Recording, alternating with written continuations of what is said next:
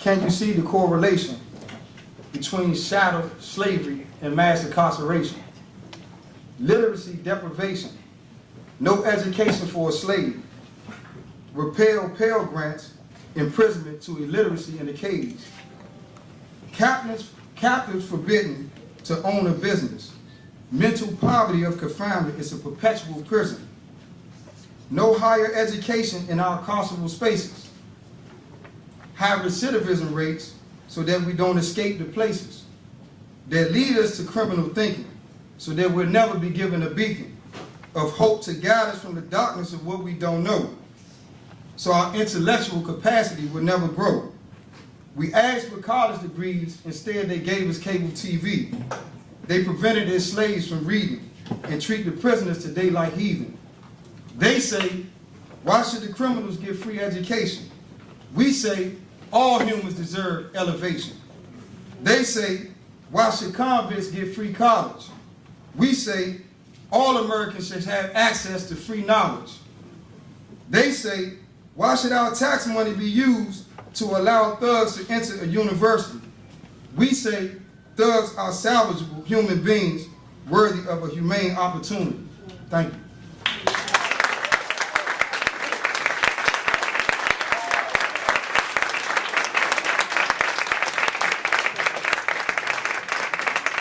Enough said. Welcome and good morning. That was Halim Flowers, a force of love, transformation, and transcendent. He just returned home after 22 years of incarceration from the age of 16. He's already started his own media collective, and he is a voice for change. Please talk to him more after today, along with our other Free Minds members. The change is here now. My name is Tara Liebert. I'm the co-founder and executive director of Free Minds Book Club and Writing Workshop. It is absolutely exhilarating to be in a room and via live stream together with all of you, with so many champions for education. We are honored and thrilled to be partnering with Education Trust for this powerful event.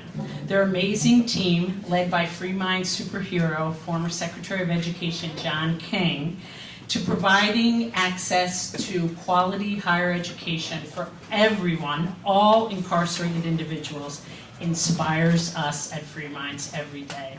They are beacons of hope and inspiration. Free Minds, tell you a little bit about it, it's a legacy of one young man's yearning for and experience with liberation of learning.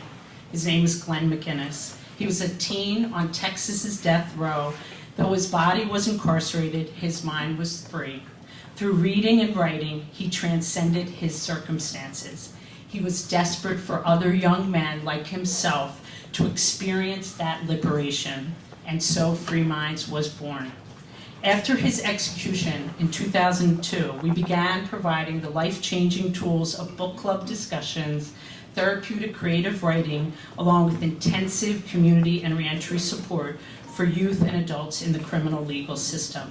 Most of our members had never read a book cover to cover or written a poem before joining, and many, both still incarcerated and home and community, now serve as mentors to DC school children, extolling the values of education.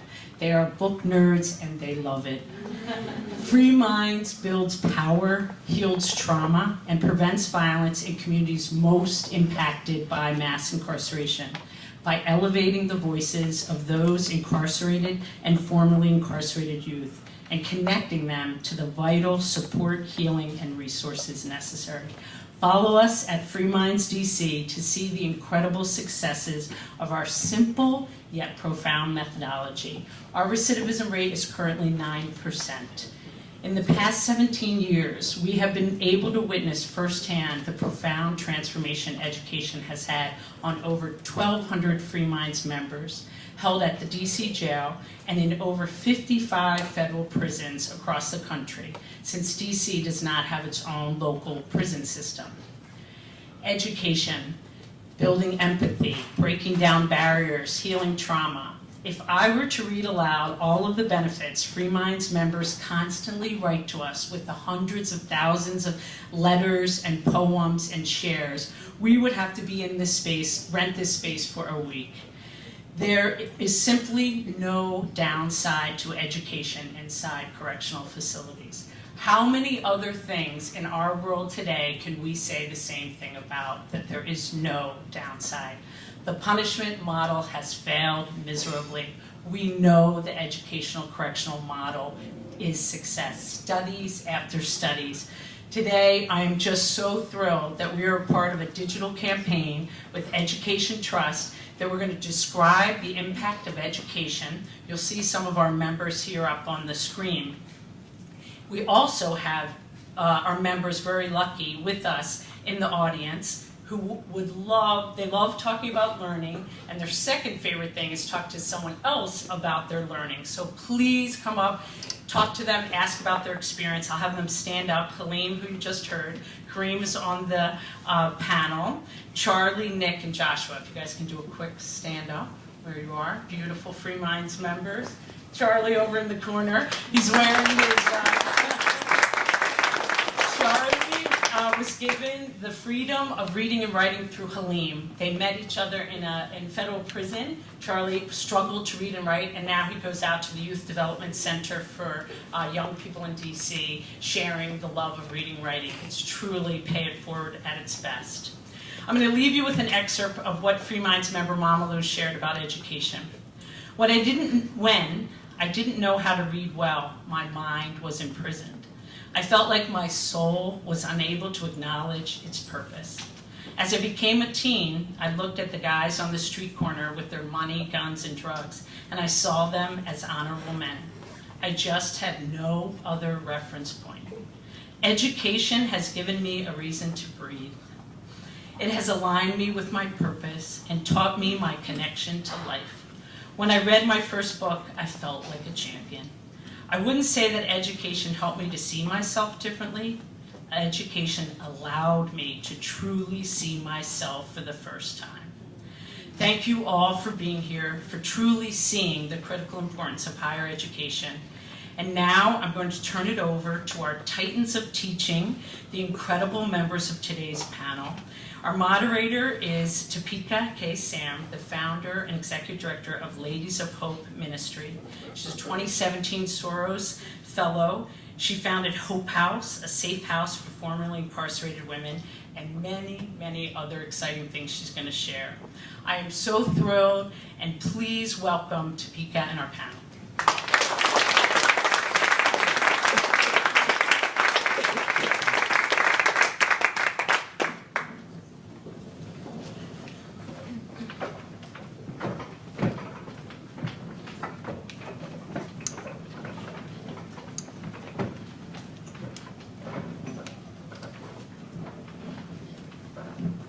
Good morning, everyone. Good morning. Thank you to Free Minds. The work that you're doing is incredible. When I learned about what you're doing here in DC, I was just completely taken aback. There are not enough programs, and there aren't enough programs that are doing critical, important work that people know about. And so I'm happy to be a part of this. Thank you for including me, and thank you for Education Trust for this second time around for me. Doing the work with you all, and just this topic was so important to me through my incarceration. I'll just give you a little bit before I introduce this brilliant panel, because they have much more to say on this topic than me.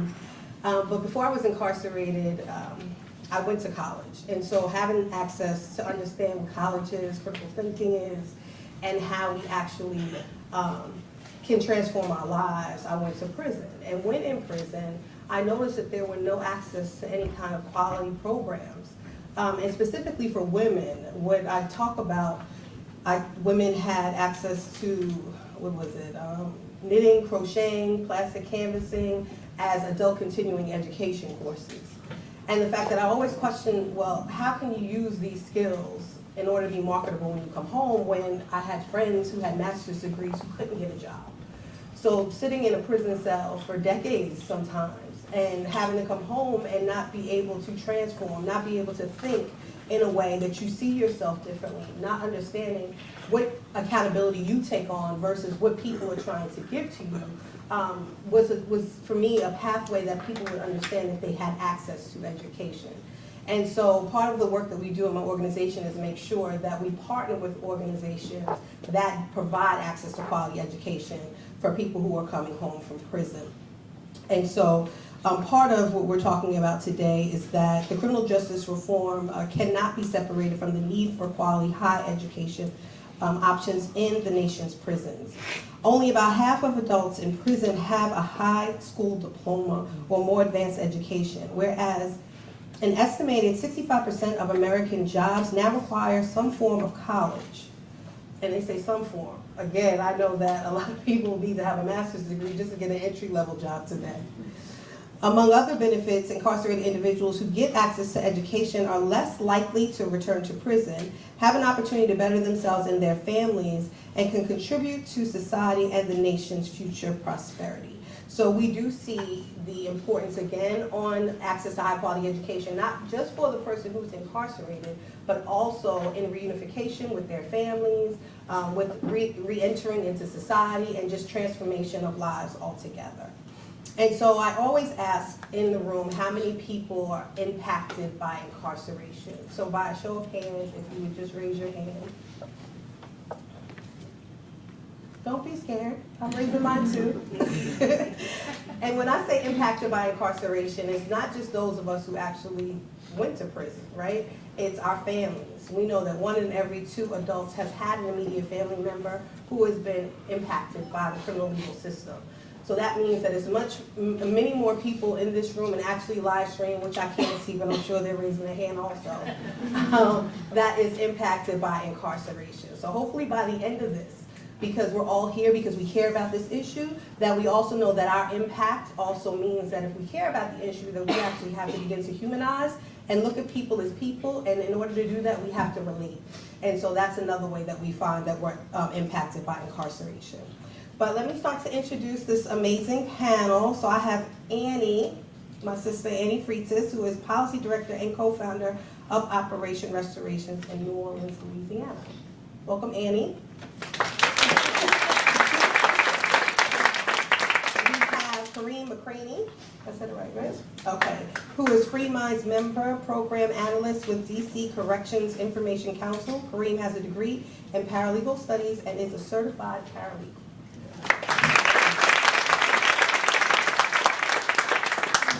My sister, Michelle Jones, who is chairwoman of the board of Constructing Our Futures and current doctoral student in American Studies program at New York University.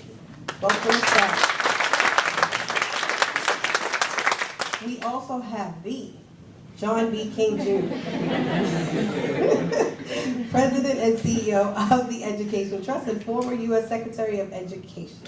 Thank you so much. A little bit about that. I was blessed to be on a panel with John last year. Yeah, it was only a year ago. And he was like, we need to do something together, and he made it happen. So just to show, the fact that us being on a panel for less than 45 minutes maybe, and just hearing the things that we wanted to that I was talking about around education, and he just made it happen, and we did it properly, and here we are again. So I just want to, give a shout out. Thank you for making it happen. Yeah, I'm here. So thank you so much for all the incredible work that you've done around this issue. And also I have to say again, Gerard Robinson, who is Executive Director of the Center for Advancing Opportunity. Welcome. And then just a little bit about Mr. Gerard. I was introduced from John that day, and that's how that happened. So look, we're here again. So again, just understanding, and I just make that as saying about humanizing and relating and understanding that people are people. And when you see something and there's a platform and an opportunity to share what you have with others, that is so incredibly important that you do that. And they do it, they continually do it, and I just want to lift them up in this space as well. So I think I want to start with the panelists who have been impacted by incarceration. If you all would briefly tell a little bit about your stories, what access to high quality education has done for your life and your transformation, and also why it's so critically important to have the voices of impacted people leading the conversation. Okay, Ladies first.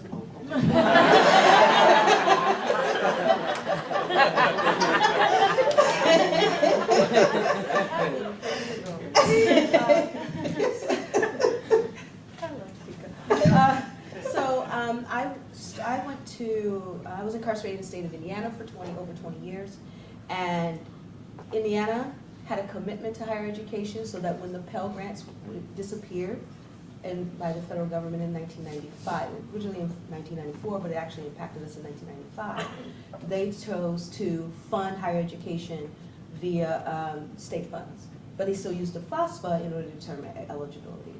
So thankfully, when I came to prison, higher education was still very robust. We had 2 colleges. They were offering associate's and bachelor's degrees, and I was able to get my higher education during that time. And that was a golden era, if you will. And I got my bachelor's degree in 2004. Well, in 2012, the state funding disappeared as well. It was written in the bottom of another bill, and it disappeared. And it disappeared quite abruptly. And nothing is more and by that time I was working at a registrar as a clerk, actually in the Indiana program with Oklahoma City University, and I was actually there on the ground when the funding disappeared. And nothing is more devastating than you have women who are planning to get home for Christmas, planning to get home for birthdays, planning their lives around their higher education, and the bottom just drops out one day. You don't know the devastation and we had a very robust program. There was over 60 women taking in college, over 30 courses. We had a massive amount of faculty, adjunct, and associates from all around participating. It was a very robust program. And they were also a part of the culture in the community. So they volunteered at kids' camps, and they volunteered in the facility. They were part of the fabric. When the bottom dropped out, it shattered the culture of the prison, which was more focused on self-improvement and advancement and progressive and seeking excellence. It disintegrated. And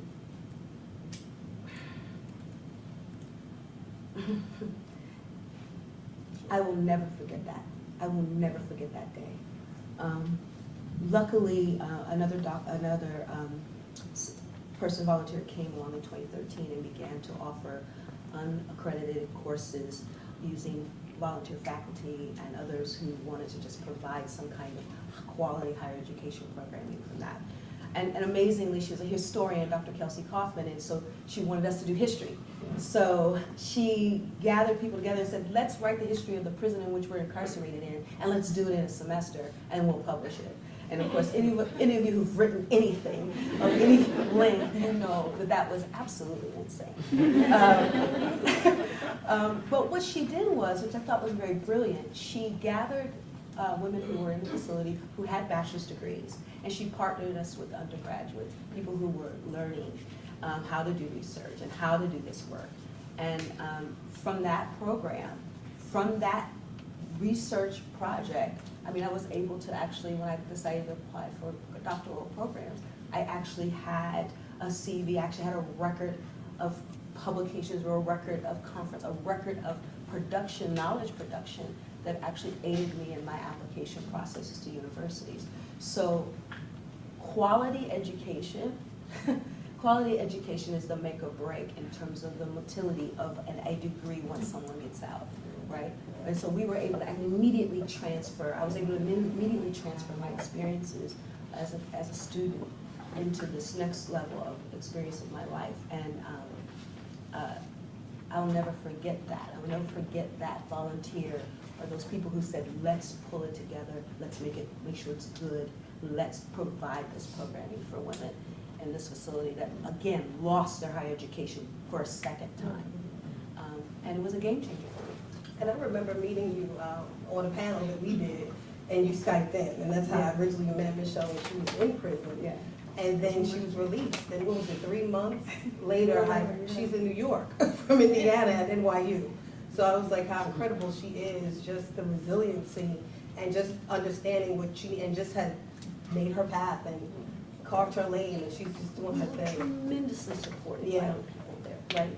The research in universities, figuring out how to do applications, figuring out how to do a personal statement and career statement, all that stuff that's very difficult for people who've never done it before. We were tremendously supported. I was tremendously supported by volunteers. Volunteers who worked in this higher education program. I'll never forget it. Okay. Thank you, Michelle. And Thank you, Tamika, for having us here. It's still interesting for me. I'm lucky enough to do this work with wonderful human beings in New Orleans and across the country. And I think I was doing this work probably for almost 10 years without ever having to talk about myself. So it's still interesting for me to talk about myself and my experiences and kind of own that story. But when I was growing up, I had a lot of trauma that led me to be arrested multiple times. But I think what's interesting about my experience and unique is that I was given every bit of grace and opportunity to turn myself around. When I was arrested, I was even told by the arresting officer, like, you're making mistakes now, but you're gonna be okay, right? I went through an alternative sentencing program called Youth Court in Oakland, California, and I was given a social worker. I did community service hours, and even kids that I was arrested with that didn't look like me went to juvenile hall.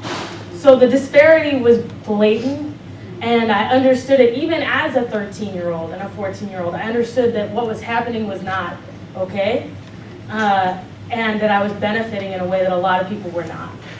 And so based on that, I kind of re-engaged in school, and that became the way that I turned it around. I really grew up and thought that I would not live to see 20 years old, which is what, based on what I was doing when I was 13, I shouldn't have. But because I had this opportunity and I was given a social worker and I was able to get out of this abusive household and this situation and re-engage in school, I had a different outcome. And I was able to go to college. And it was sitting there in college and still feeling like I didn't belong and that it was a weird place to be. I went to Scripps College, which is a wonderful college in California, but with a lot of wealthy kids that I didn't feel comfortable around. And it wasn't until I found the program that allowed me to go and teach in the juvenile hall. And we were teaching poetry. It's very similar to the program I think that's co-hosting this event, that I felt like, okay, this is the reason why I'm in college. This is why I'm getting an education so that I can do this, right? Like, this makes everything make sense. So I taught in that program. I directed Othello in the juvenile hall. It was really fun. And I wanted to keep teaching, and I moved to New Orleans immediately after college and started trying to figure out how I could teach in prisons, but it wasn't simple in Louisiana because there weren't programs. There were not opportunities. I thought I could just go to Louisiana and just walk into whatever program existed there and start doing the work again, and it turned out you had to make one. So I met Sarita Stein-Martin, and her and I worked together to create a college program in the women's prison in Louisiana, and we now are doing a lot of policy work related to getting the Pell Grant back. In 2017, we wrote the bill in Louisiana to remove the criminal history question off the college application, and that passed unanimously in Louisiana, which never happens in Louisiana. So it's a big deal for us. And we've worked on that legislation now. It's passed in 2 other states, Washington and Maryland, and it just passed both the House and the Senate in Colorado. It's heading to the governor. We've got a set of 10 states we're working over the next 2 years to do that, and we're hoping to also get something in the Higher Education Act. I won't go too into it because I'm sure you're going to ask me about policy. But I will say that I had a lot of opportunities, and that's why I'm here today, and that's why I do the work that I do, so that we can, because I know that everyone deserves those opportunities. thank you, Annie. Oh, It's your turn. okay, so I just want to speak a little bit about how education was defined affected my life specifically, but also how what a lack thereof affects returning citizens generally. So initially I went to prison at the age of 17. I was a juvenile and I was charged as an adult. I just came home 8 months ago. I did 21 years and then I was released. Originally, I had a life sentence.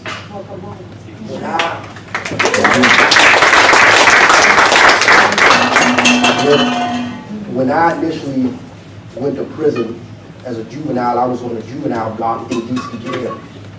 At that time, it's different now, but at that time, they had no educational opportunities for us. We weren't even allowed to enroll into a GED course. Also, from there, I went down Florida, and during that time period, we wasn't allowed to participate in GED programs.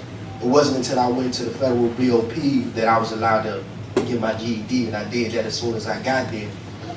As time went on, I reached a point where I began to feel like I wasn't gonna have to do that life sentence. I just felt like that's not what God had planned for me. There was something more in my life. So once I began to develop that mind state, I began to study a variety of things, and then I began to think how I could further my education, because my thinking was, once I'm released from prison in society, you need to have some type of skill set that you can do in order to have a career, not just to get a job, but to have a career, something that you can build your life around. And I said, in order to do that, you need education. So they didn't have the educational opportunities for post-secondary education for free. You had to pay for it. And I come from a background where my family is not wealthy. I wasn't wealthy, so I had to figure out if I was going to take this correspondence course, how was I going to come up with the finances in order to do it. So I had a discussion with my mother about it, and we just made some sacrifices so that I could have that particular self-investment, because I really believed that I would have my freedom. And upon being free, I knew the situation that I would be in, being one, a black man who's a convicted felon with no skills, according to them. So I enrolled into a college correspondence course. It took me maybe about 2.5 years to receive my associate's degree in paralegal studies. And then once I was free, that allowed me to have an opportunity to go to Georgetown University in their paralegal program to get a certification.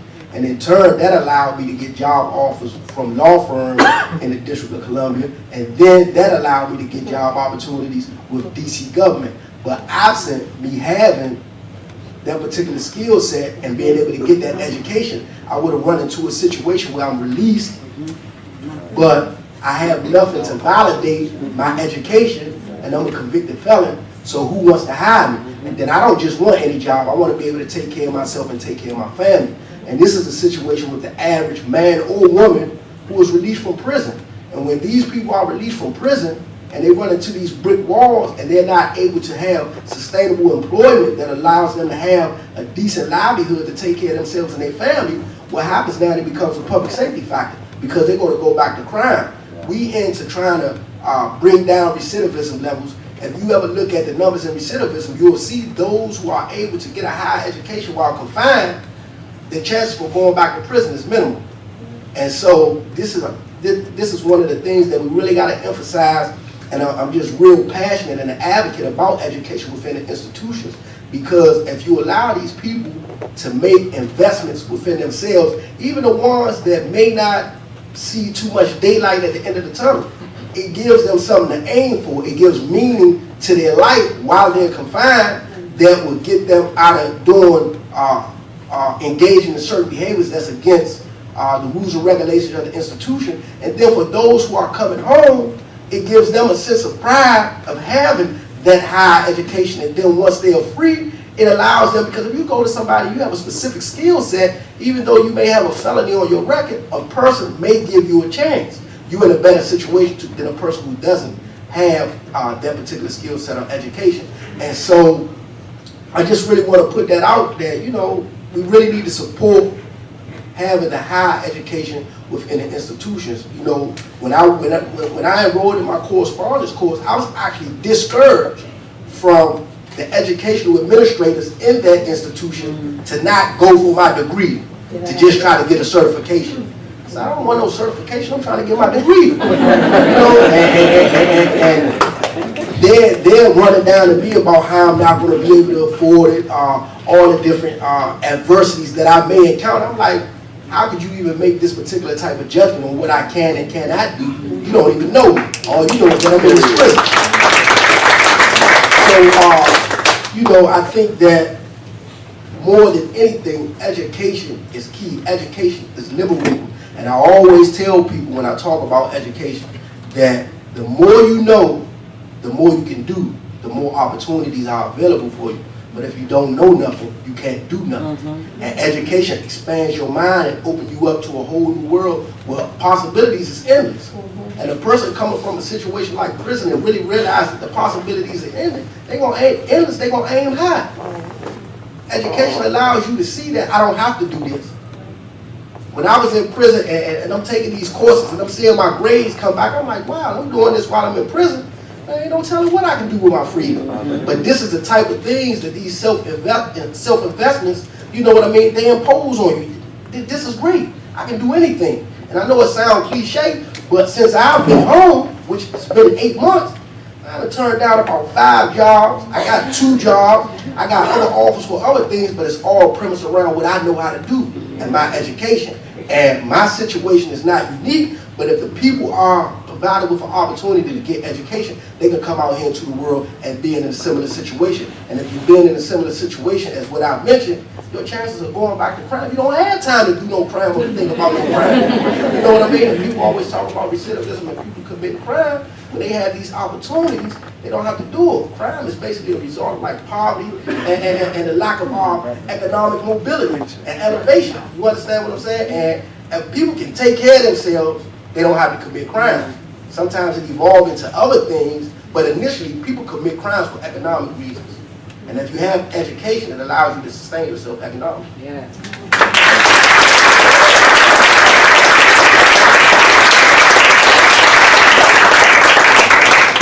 Thank you so much. Welcome home to you. I know we are all incredibly proud of all the strides that you've made in only 8 months. When you think about, recently I heard someone say it was 44,000 barriers to reentry. And so I know personally, like maybe a handful to 10, but when you think about 44,000, I'm trying to locate all of them just so that we know where to find them. But to think that you've been able to accomplish that after 20 years of incarceration, 20 plus years of incarceration, and do what you are doing and have done is incredible. So thank you. Thank you. You can give them a clap for that.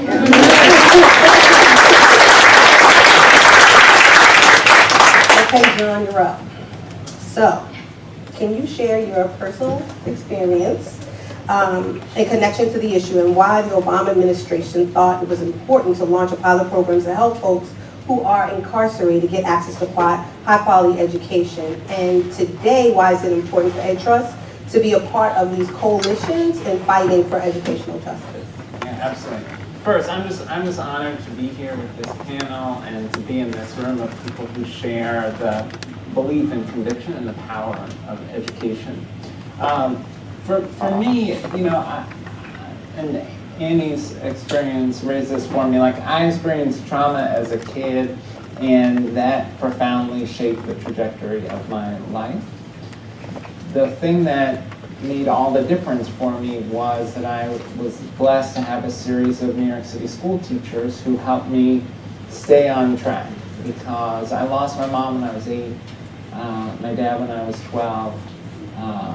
When it was just me and my dad was quite sick with undiagnosed Alzheimer's. So home was this place that was scary and inconsistent, and it was teachers who gave me a sense of hope.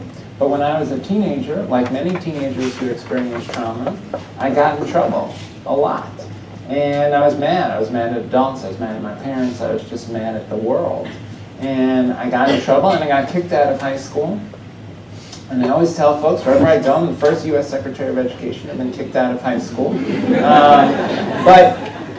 But I hope not the last, because part of my story, like for all of you, is that there were people who were willing to give me a second chance, who were willing to see me as more than just the sum of the mistakes that I had made. And because I had counselors and mentors and some family members who saw potential in me that I didn't see in myself, they helped me get my life on a different trajectory. And so I became an educator, a teacher and a principal, because I wanted to try to do for other kids what educators had done for me. And that, to me, is the spirit behind Second Chance Pell. I mean, for the Obama administration, what we were trying to figure out is what could we do using executive authority, because it's probably shocking to hear Congress didn't always do the things that we proposed. What could we do that would make a tangible difference in people's life trajectories? And what we saw was that Congress had made this terrible mistake in 1994 of banning access to Pell Grants. It was terrible public policy and a moral mistake, I believe, because education has such transformative power beyond the fact that people are much less likely to return to prison if they have those opportunities. Education is about humanity and about honoring people's humanity and investing in people's humanity. And so this was a terrible mistake that was made in 1994. We knew that it was going to be very difficult at that time to get Congress to repeal the ban, but we also knew there was experimental authority under the Higher Education Act where we could create a pilot project to demonstrate the power of access to Pell Grants for folks who are incarcerated. And so we launched Second Chance Pell. There are 65 colleges and universities using Second Chance Pell today. It's over 8,000 students who are already benefiting and thousands more over the next few years. It is one of the only genuine bipartisan issues with momentum in this city. There are lots of reasons when you turn on cable news today, regardless of your politics, to be depressed about the state of our politics. This is a reason to be hopeful. This is an issue where Democrats and Republicans in Congress are coming together. It's a place where the Obama administration and the current administration have the same view. There are not many. That list is very, very short. But on this issue, I think everyone understands it is the responsible thing to do. It is the right thing to do. It will make communities safer and stronger, but most importantly, it will transform lives of folks who are incarcerated, of their family members, of their communities. And so I just couldn't be more proud to be in this room because I know how hard folks on this panel and in this room have worked on this issue. And the harvest is coming. We've been working hard, but I believe the harvest is coming. Yes, thank you.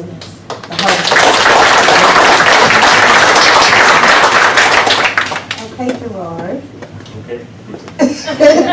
Why is it important for local officials like governors and mayors and others to get involved, in your opinion? And also, can you also share your experience as to why you feel it's important for people who are incarcerated to have access to high-quality education also?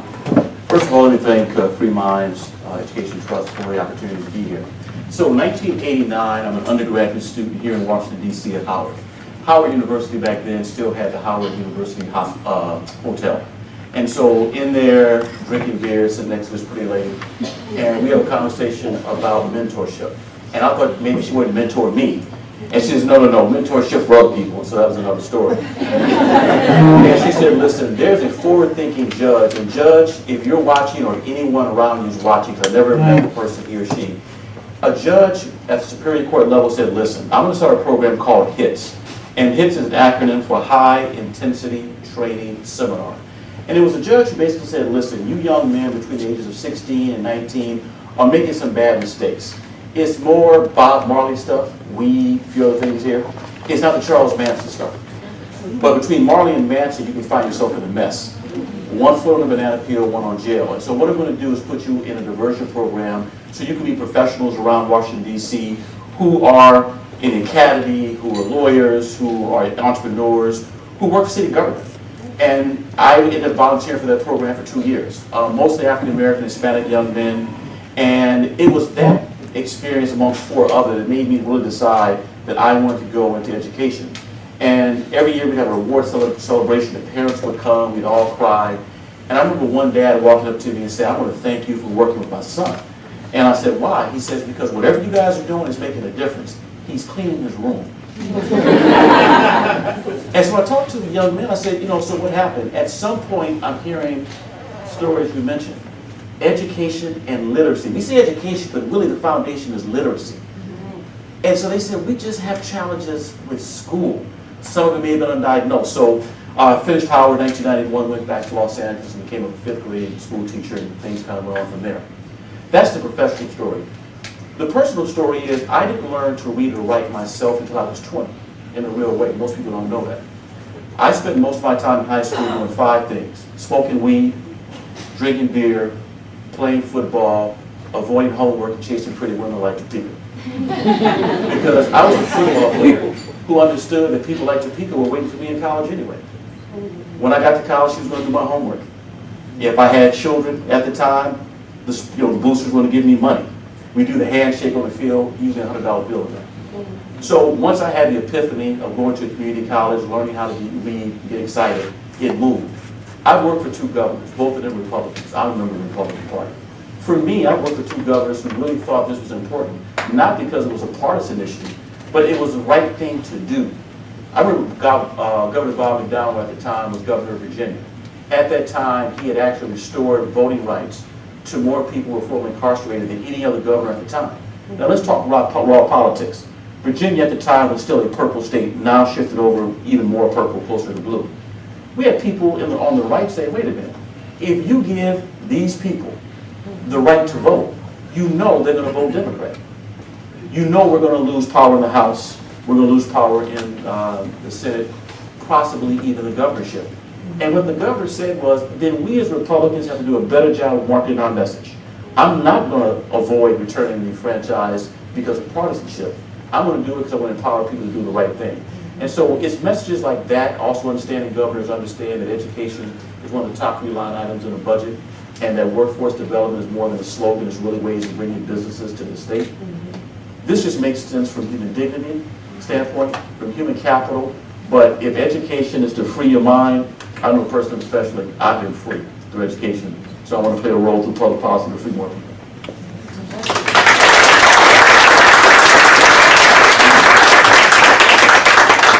Slid in that you're a member of the Republican Party real quick. I don't know if everybody caught that, but I did. Okay. I don't know how we are on time, and I can keep going. I just want to check. We're good? Okay, fantastic. Okay, so I think this is a question to the entire panel then. What would you think are the most important ways to connect these conversations on the conditions of reentry specifically, as relates to education and then people coming home? I know you talked a lot about it, but I want to hear, where other people think that there's a connection. Specifically, when we think about the second chance Pell, I'm thinking about second chance employers, because you've given great examples of how many job opportunities that you have, how many you've had to turn down, but that's not always the case. So I want us to touch a little bit about that in each of our respective states and in our fields. Anybody can start. Well, I can start just, obviously employment is really important and education is a bigger part of that as well. And what I spend a lot of time thinking about is barriers to higher education. So I'm going to twist your question a little bit if that's okay. And that's really what the ban the box legislation on the college level is about, is that you don't need to know about someone's criminal history in order to decide whether or not they're good enough to go to college. It doesn't make any sense. And really, it's not just one question, usually. In all the states we're working in, there are 3-page applications of questions about your criminal history. List every arrest. List the arresting officer. List give us your probation or parole officer's name and phone number. Before I've even stepped foot on your campus, talked to anybody, why do you need this much information? And what it does is people just don't apply, right? People just don't do that. And that's what it's intended to do, whether or not they admit it, is that it deters people and they don't apply. So in Colorado, the University of Colorado system has 30,000 students, and they were like, our system's fine, no problems. We had about 200 people complete our criminal history supplement application. And I said, well, if 1 in 3 people have a criminal conviction and you're only getting 200 applications from the state of Colorado when you have 30,000 students, you're missing a lot of people. And so we think a lot about removing these initial barriers and then supporting people when they're on campus, and how we could make colleges supportive environments for students with convictions. And so, you know, so I would even say, like, for myself, like, I not once talked about my arrests in college. Even though I was working in these programs and doing all these things, I never felt comfortable disclosing that, because there was never a space for it, there was never an environment that felt welcoming, and I had no idea how that would be received by all of these people. So I think, you know, focusing on removing barriers to admissions and then making people feel comfortable on campus and supporting students when they're there, so that they can get the education in a meaningful way, is really important to that conversation as well. Thank you, Andy. And I think, just to add on what you were saying, when I think about families and, you know, the children of incarcerated parents, how it's very important to also support them while they're pursuing their education as well, for groups to have different places for kids to meet up while they're in school to talk about the issues that they're going through, and also have support from their, you know, professors to connect them to their parents who are still incarcerated. Do you find any of that also? Absolutely, yes. There's a lot. We are starting a program called Operation Girls, which is focusing on youth who have parents in prison or impacted by the juvenile system themselves.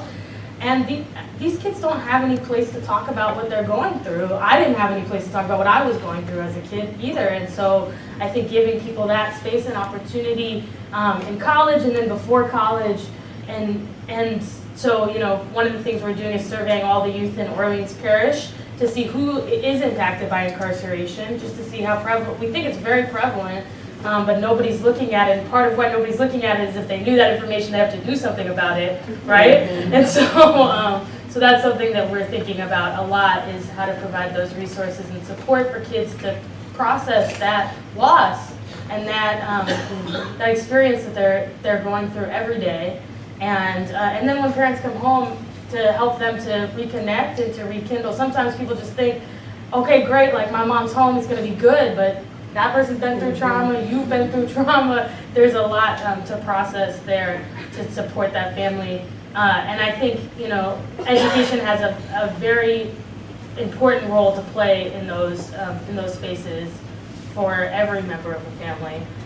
Definitely. Thank you. Yeah. And I just would add to that, I appreciate what you're saying, Andy. What I would just add to that is that the through line then for colleges that are taking advantage of Pell or are not taking advantage of Pell and are offering college programming in prisons need to also make that commitment to that student that once they get out of prison and maybe they haven't finished, that they will provide that pathway for them to finish. I think it's kind of disingenuous and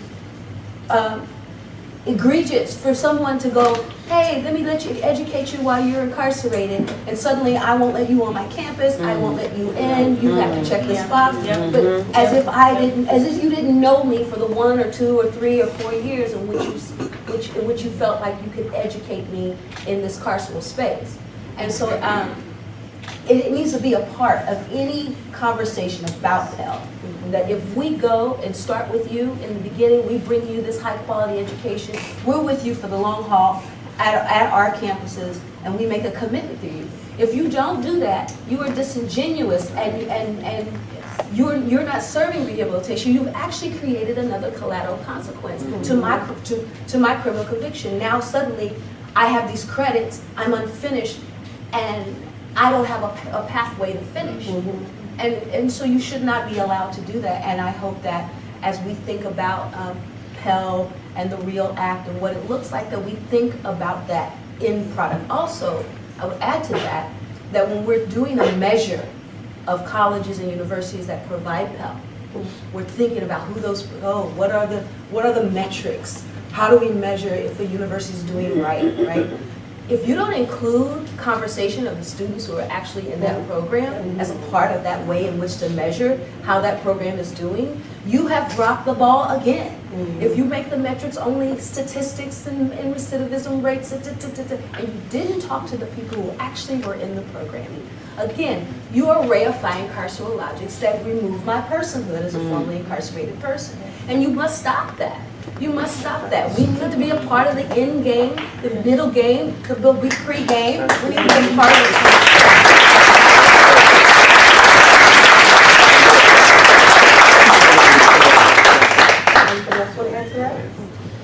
I just go back to the point you made earlier about the sort of the volume of collateral consequences. That I see the work on the Pell ban repeal as the start of a process, not the end of the process. We then have to look at making sure everybody has the right to vote. We have to make sure that folks have access to all areas of employment.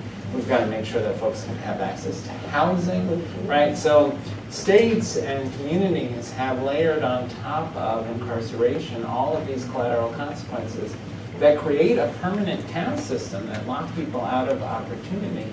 And we have to dismantle all of that. And that means all of us have to stay committed to this work, not only to win the victory on Pell restoration, but to keep working on removing all of those barriers to opportunity. Absolutely. And when all of you were just talking about, having access to education while incarcerated, I remember looking, and I can't remember, maybe someone else will know, but the BOP has these guidances about different things about the Bureau of Prisons, the federal system. And I remember reading about furloughs. And it was written that you can take an educational furlough, which meant you can go off of campus and pursue your education. And I remember saying, hey, well, if this college, because I was in Connecticut, and then you have Yale right there, you have New York, so Columbia was right there, New York Theological Seminary, which is where I went when I came home. If we're able to take a furlough, or it's actually written in the guidances that this is acceptable or doable, then why aren't you allowing me to do that, right? That it's already certain policies and stipulations already written into certain things. So I think a question then, I'm just in thought, how do we begin to then hold the government accountable to then really re-implementing these things that are already written? Because to everyone's point that spending 20 years in prison, say, being able to pursue your education, but then not saying you finish and you come home, and then having to jump into a whole nother environment, if given the opportunity to be on a campus, which could be huge in some cases, can be discouraging. If you allow people while incarcerated to begin to then go off of or out of the prison onto a college campus and come back, because again, it is already written, why is that something that's not being taken advantage, and why are the wardens, why are they the ones who actually have the ability to decide whether or not you can or cannot go? So I take a Solomon approach for the book of Ecclesiastes. There's nothing new under the sun. And so when we talk about higher education in prison, we often start at 1994. We have to go back to really to 1965 and the actual passage of the Higher Education Act that was signed by President Johnson into law, who's the only American president with a degree in education. So from 65 up to 94, you actually had millions of public dollars at federal level funding states that actually allow people to leave prison to actually take classes on campus. That's not a new, like I would say, it's not a revelation.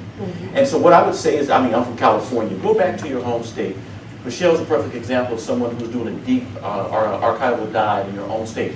Go back to your state and figure out what was taking place between 1965 and 1964.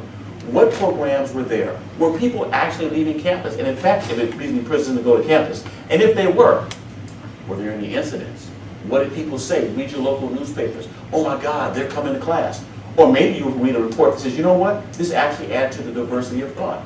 So I would go back and say that this is nothing new. But go back and look at your state and find some very interesting nuggets of truth.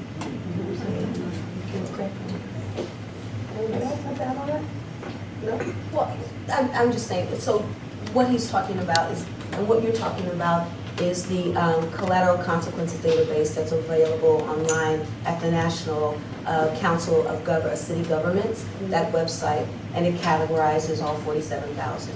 But what it does not break down exactly of those 47,000 laws, what is the particularity of the jobs and the employment that's locked out, that's locked out, that's locked out?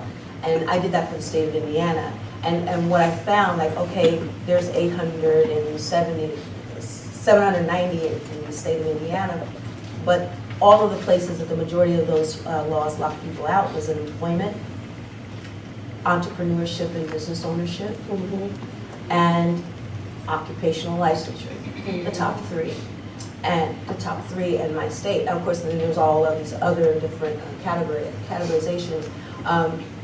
And I think it's important for people to understand that that undergirds, that supports this idea that if we've got all these legal consequences, and they're so varied, the number one field that's locked out in the state of Indiana is healthcare. As if you can't be a massage therapist technically, right? And something something that you could get a certification in a matter of weeks, right? You're not allowed to be. So from the dentist, who it takes all the years to learn how to do dentistry, from the massage therapist, those jobs are locked out in the state of Indiana.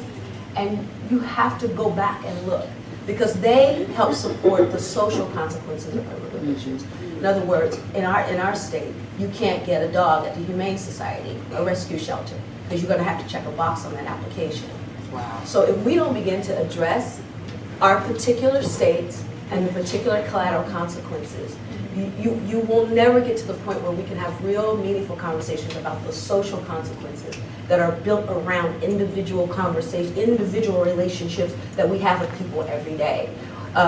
Where you might go to try to, I don't know, join a volunteer group, join your child's PTA, be a coach in Little League.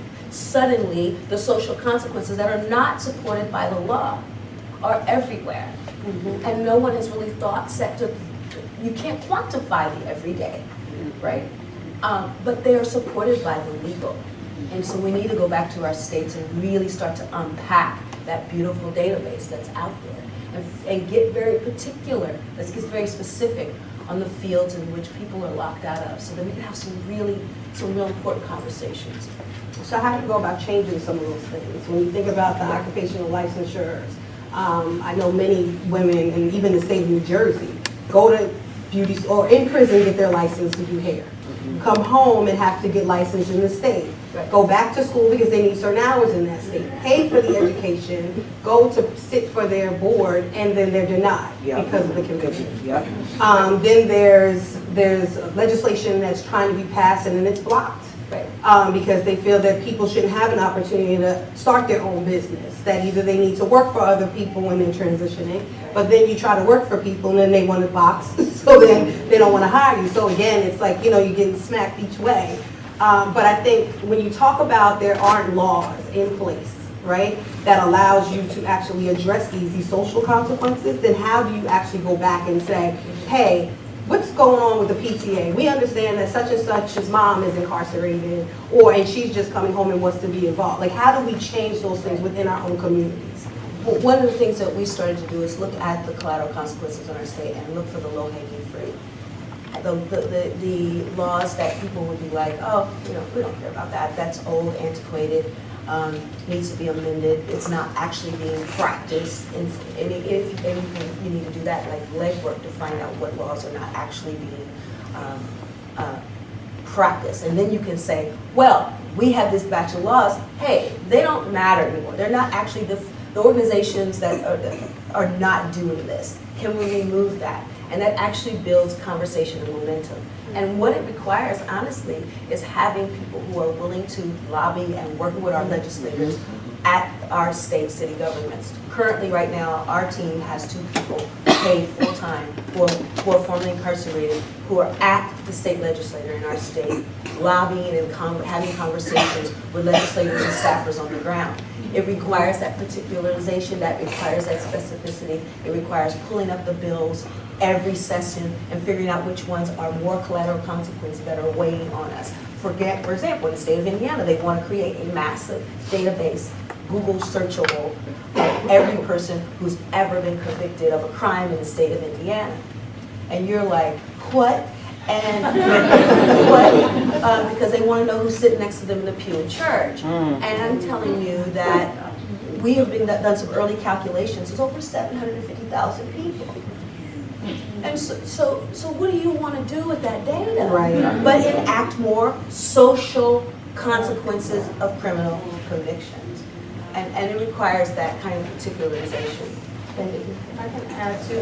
I think the other thing it really requires to get policy solutions to these problems is that we need to humanize people with criminal convictions. This, Secretary King, you're right. This is a moral argument, and you can. And I understand this well in Louisiana. You cannot fight a moral argument with like facts and logic. It doesn't. I'm a researcher. I tried it. It doesn't work. They don't care.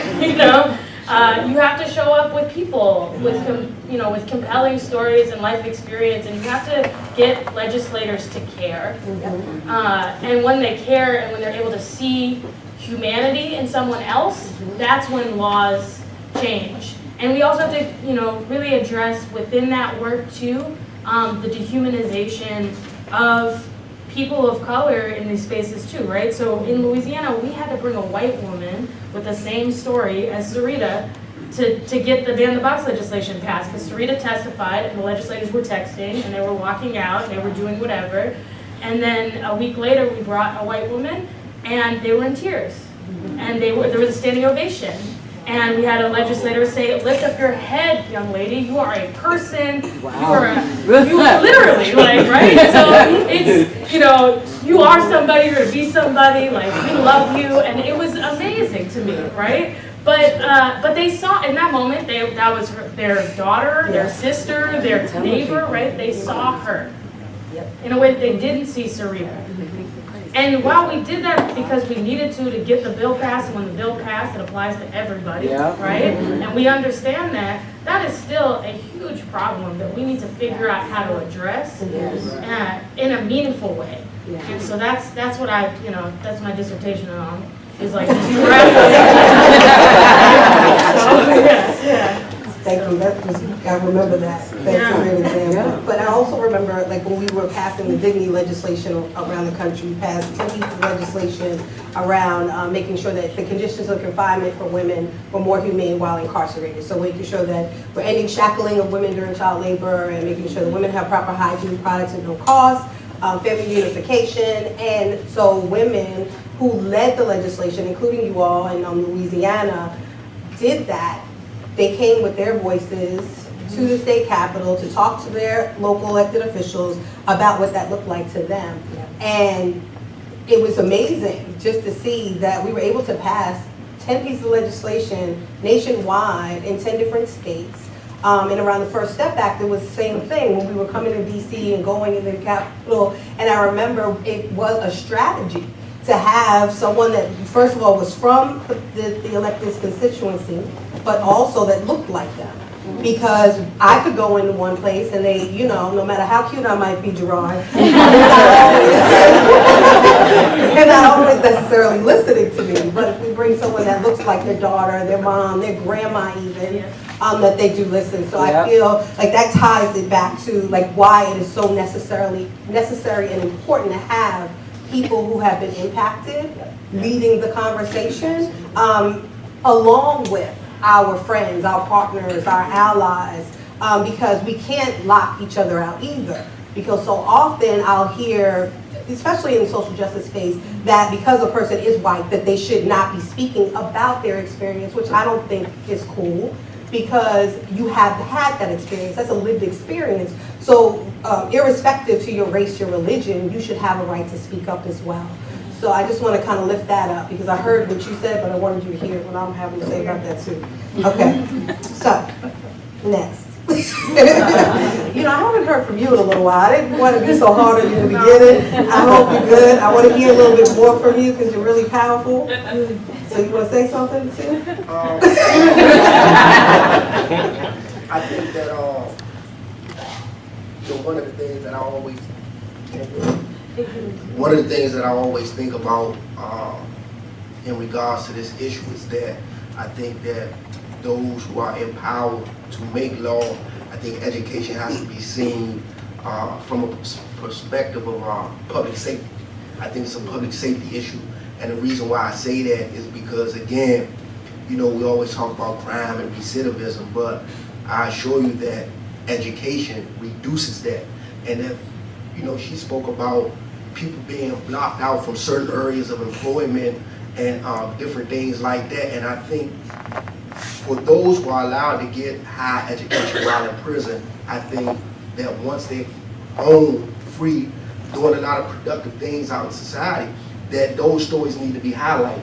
And not only highlighted, but those who are against or opposed from allowing these rights and liberties to former incarcerated people need to meet these people and see the story so that we can give humanity to these different things and they can see, because a lot of times people make laws and have these perceptions and stuff, but they never actually encounter the real people.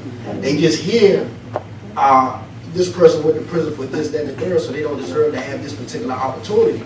But I've come to find in my experience that once you meet these individuals and you have a chance to talk to them and see who they are and see their humanity and bear witness, you know, to them as they are and see them as they are, that a lot of the opposition that people have, you know what I mean, to turn down some. And that's been my experience. And I also think that those who have a stake in our community or in our society, businesses, agencies, government, whatever it may be, everyone has an interest in being safe, right?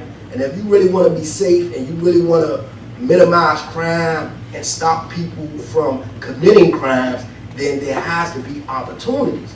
But at the same time, people don't want to hire people that don't have education.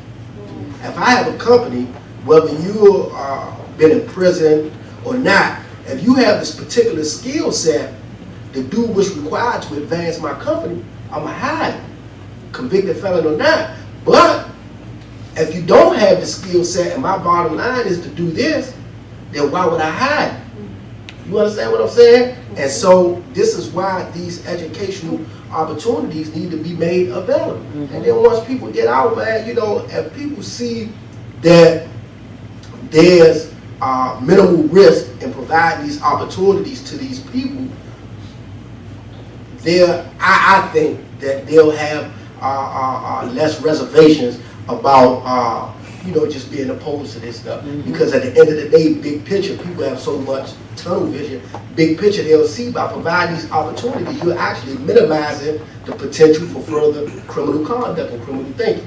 And I just think that these stories need to be publicized and made available. And for those who have never met someone like me or anyone on this panel or someone like Harleen and just see the whole transformation and experience through education, I really think that, man, they'll get rid of some of the reservation or disdain that they have for people who are coming out of prison who have certain charges and being able to have certain opportunities or do certain types of jobs or have certain types of employment. I think that if a person is qualified for a particular thing, they should never be banned or barred from going into a particular field. And that's a great point that you make when you talk about like violence versus nonviolence. Right. People having opportunity, right? Like so often it's about the nonviolent defendant, Right. or you know, when we write laws, it only specifically will help a certain type of crime, right? That when we're looking at really trying to change the criminal legal system in this country, we have to look at the entire spectrum. And like when you think of, or, you know, I'm not, well I am, but when you think about, you know, recidivism rates and things, I know that they say people with a categorized crime of violence actually is less likely to go back to prison than a person who isn't. So, you know, I think about, we talked about a little bit about just DC being a district and not a state, so that DC, anyone who's convicted in DC actually goes to federal prison, which they will put people all the way across the country sometimes because of, you know, where, if there's room and things like that.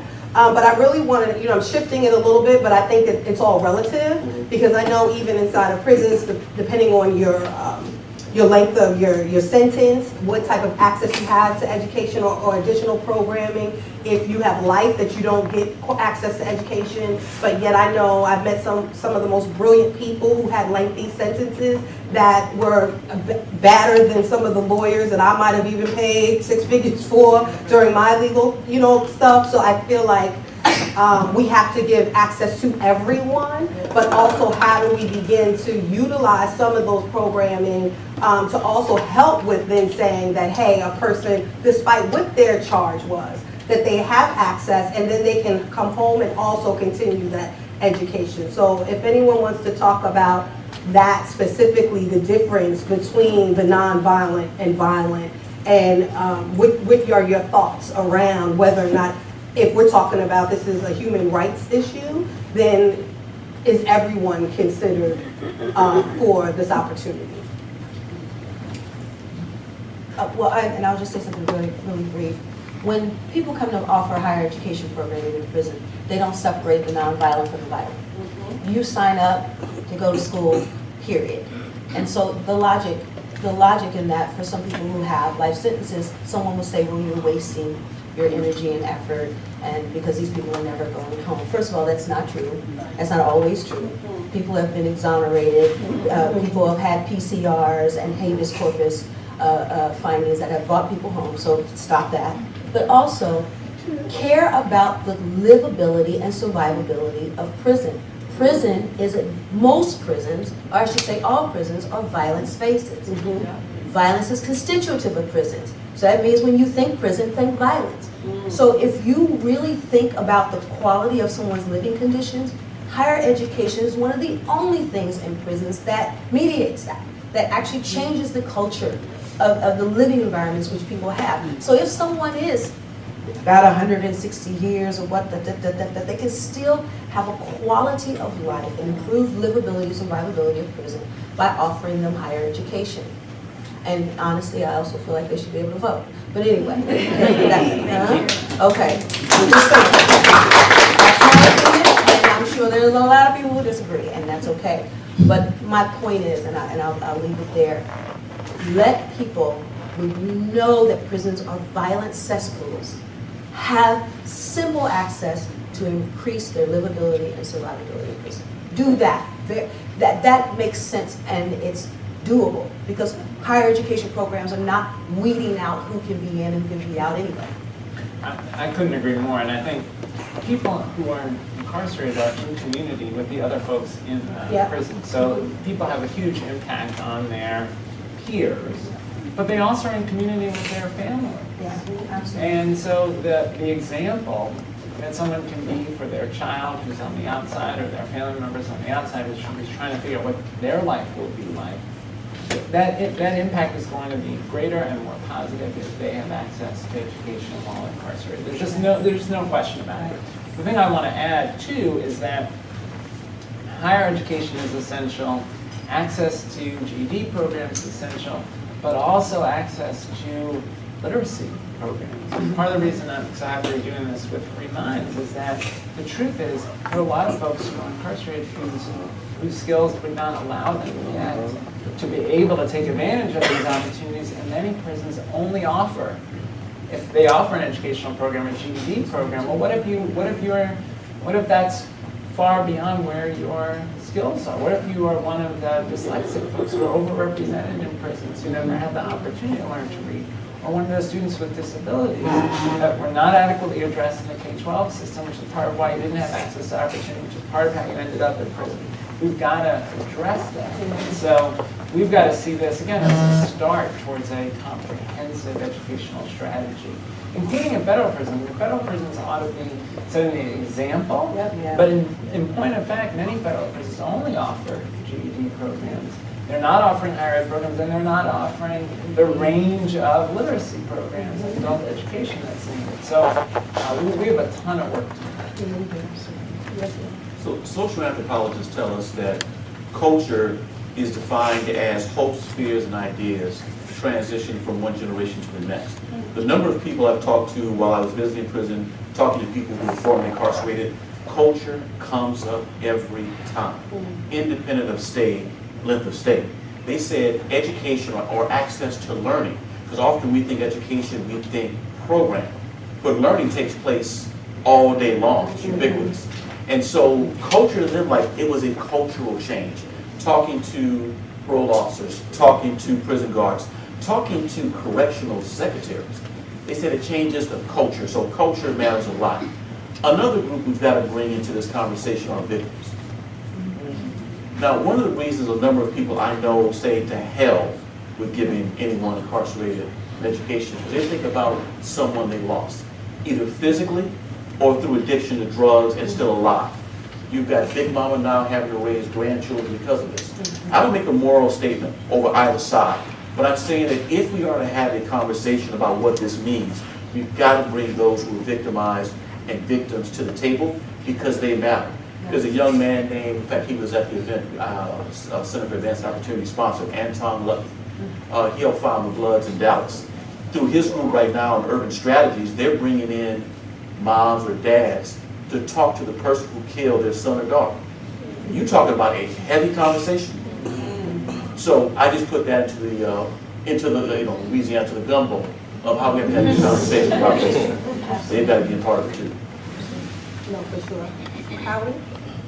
I'll wrap it? Okay. Told you I can keep going. All right, so then to wrap it, I guess the final thought would be for each of you to tell the audience how they can get involved. Like, what can they do? What can they do? Who should they contact? And even how can they reach you? So Operation Restoration has all of the social media, so you can contact us that way. But I think particularly on this issue, we've been working with a broad group of organizations and individuals to create a coalition called Unlock Higher Ed. And the purpose of that group is to increase educational opportunities for folks with convictions. So we're looking at Pell grants, looking at ban the box. We're also looking at the aid elimination penalty. We didn't even bring that up, but there's right now in the FAFSA a question that says, have you been convicted of a drug conviction while receiving federal financial aid? We're trying to get rid of that this year. It doesn't make any sense, right? That we would exclude these people from financial aid. So I would encourage you to join that coalition, either of your organization or as an individual. We have a listserv. We have monthly meetings in DC. Our next meeting is the 29th, which is Monday, at Trust space. Thanks, Ed Trust. And so I would encourage you to follow along with that and get involved. So thank you. Basically, I'm not here on behalf of an organization or agency. I'm here just as a representative and advocate for higher education within the prisons. I think DC is in a different type of situation by us not being a state, by us not having a vote in the legislature. I just think that for those who would like to support this, just give with all the different organizations that are moving in that direction and reach out to them and see in which ways you can further assist the struggle in this regard. Like I said, DC is just in a different situation because we don't control our own judicial system. The feds control that. We don't have our own prisons. So anything that we would implement, still has to go through the federal government and the BOP. So it's just a different type of situation. So in that regard, I just think that I would recommend that whatever agencies are supporting this particular movement, just try to find ways to engage them and see how it is that you will support. And you can be reached through also as a Free Minds member, in case somebody wants to book him for speaking. All right, Michelle.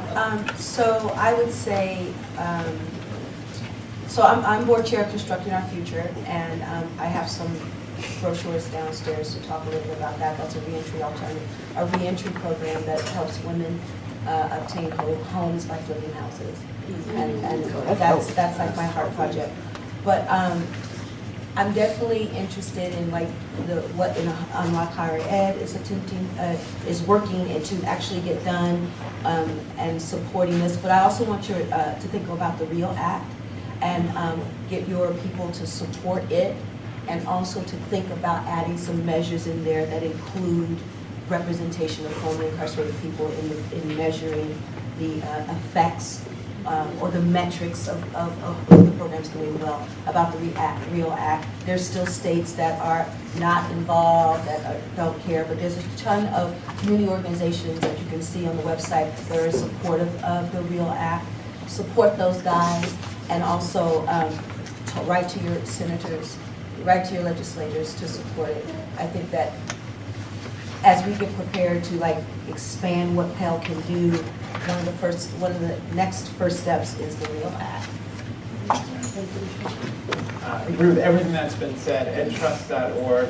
And the thing that I would encourage folks to do is convince members of Congress, members of state legislatures to go visit higher education programs in prisons, to meet with current students, alumni, talk with them about their experience, go to graduations. I think we have to make it so that folks really see what this looks like, because I believe if every member of Congress and every member of state legislatures, every governor spent time with you all and with students in current programs, they would be transformed by that, and their views on the issue would be transformed. So the Center for Advancing Opportunity, where I serve as Executive Director, is an education and research initiative here in DC. We were created through a partnership between the Thurgood Marshall College Fund, the Charles Koch Institute, and Koch Industries. And what we do is we invest money into students and faculty at historically black colleges and universities, public and private, to get involved in education, criminal justice, and entrepreneurship. So what I would say is go to advancingopportunity.org and let us know how we can help. In terms of the role that I'm walking right now, this really is a selfless plug. But I just published a co-edited book. It's called Education for Liberation, The Politics of Promise and Reform Inside and Beyond America's Prison. The two people who co-authored the foreword for this, if we're talking about bipartisanship, on the left, Van Jones. On the right, Newt Gingrich. That's a whole other conversation. But I want to work with scholars, with thinkers, people who graduated summa cum laude, or those who graduated thank the Lord. I want to work with folks who are working in this area to figure out how we move the needle, because professors are going to play a tremendous role in this conversation. And my giveaway to you is call your university, figure out whether or not your university is involved with the Second Chance Pell initiative, or if not, are you involved in any way with the Inside Out program or not? You, as a graduate of your institution, have a strong voice. You can move your admissions directors and people in ways I can't. And one thing I want to do is I want to thank John for his role as Secretary of Education. That's a tough job. There's a lot of issues he could have picked.